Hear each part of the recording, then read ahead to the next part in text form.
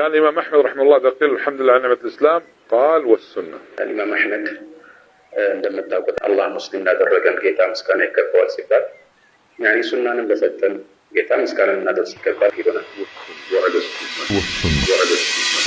በሱና መዛመድ በጣም ትልቅ ጸጋ ነውና ይህን ጸጋ ደግሞ እንደ ሌሎች ጸጋዎች ሁሉ ሰዎች ሲያጡት ነው በብዛት የሚገነዘቡት ወይም ዋጋውን የሚያውቁት ማለት ነው። ስለዚህ ከዚህ አንፃር አንዳንድ ጊዜ ይህንን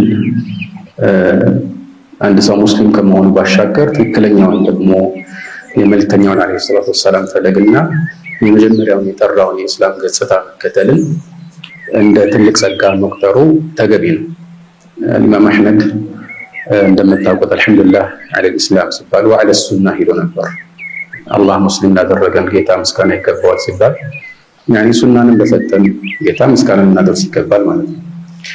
እና ይህ ሲሆን ደግሞ አንዳንድ ጊዜ ይህንን ሱናን ለማስጠበቅ በተለይ በማህበረሰብ ደረጃ ትክክለኛው ፈለግ ተሰራጭቶ እንዲቀጥል ለማድረግ የግድ መመካከርና ከእያንዳንዱ ክስተት ጋር በተያያዘ ተገቢውን እርምጃ ለመውሰድ በብልሃት ማቀድን ይጠይቃል። እና ከዚህ አንፃር ብዙ ጊዜ የሚከሰቱ ክስተቶች ይዘውት የሚመጡት አንድ እንድምታ ይኖራል እና ከዚህ አንፃር ደግሞ ሁላችንም በዚህ እንድምታ ላይ የሚኖረን ምልከታ ተመሳሳይ ወይም ደግሞ አንድ አይነት ቀለም ላይሆን ይችላል። ሰዎች ነንና በምልከታ ደረጃ የተለያዩ መፍትሄዎችን ልናስብ እንችላለን። ጥቅምና ጉዳትን ስናመዛዝን ብዙዎቻችን የምንደርስበት መደምደሚያ